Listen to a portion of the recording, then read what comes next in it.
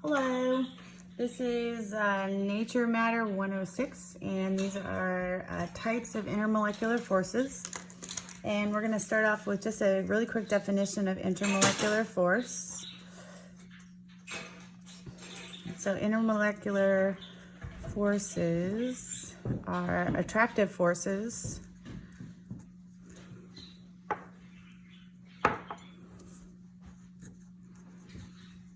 between molecules that exist because some type of dipole is present. Okay, and that could be a permanent dipole or a temporary dipole. Okay, so there are three types of intermolecular forces, and the first one is called the London dispersion forces. And these are the attractive forces that are present in all molecules. Okay, here comes the dog. And these are due to temporary dipoles. So they are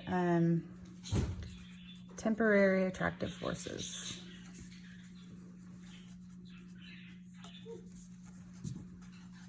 Okay, so we call these LGF for short.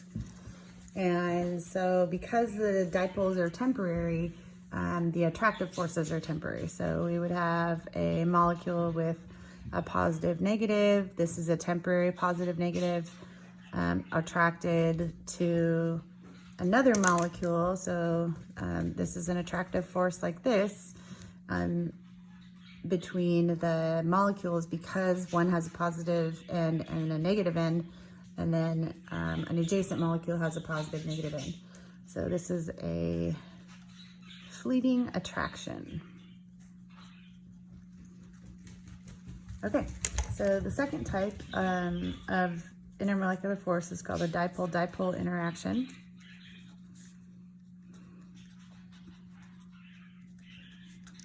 And these are attractive forces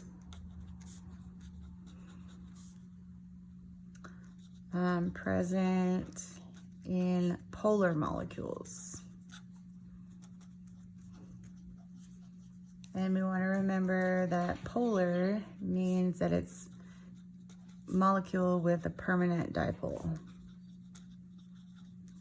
Okay, so we could have, again, a molecule with positive and negative end, and an adjacent molecule with a positive and negative end, and that attractive force is permanent attractive force.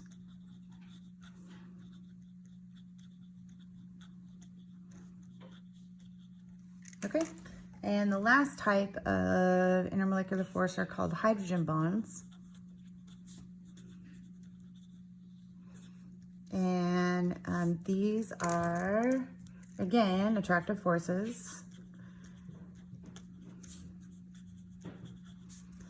between polar molecules. So just like dipole-dipole, but they have a special characteristic or trait, these molecules do. So they have hydrogen bonded directly to a fluorine, oxygen, or nitrogen. And so hydrogen bonds exist only in those types of molecules that are polar molecules where hydrogen is bonded directly to a fluorine, oxygen, or nitrogen. So as an example, we can draw a molecule of ammonia, and maybe it might be better to draw it in 3-dimension. So here's our nitrogen, hydrogen, hydrogen, hydrogen, and it's got a partial positive and a partial negative. These little guys mean partial.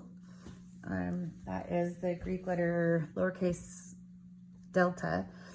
And the negative just means it's a partial negative, and this means it has a partial positive. So we have a non-bonding pair of electrons here, and if another molecule of ammonia happened to swing by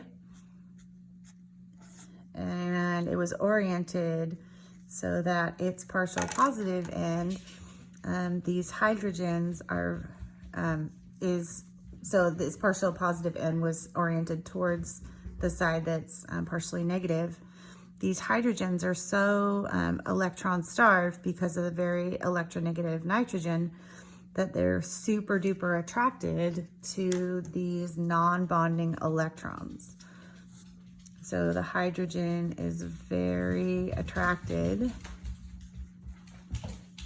to the non-bonding electrons on a fluorine, oxygen, or nitrogen. And that's what makes a hydrogen bond. So anyway, here's a little table that kind of summarizes everything. And let's see, if we have non-polar molecules listed down the side, and then polar with hydrogen on the phone.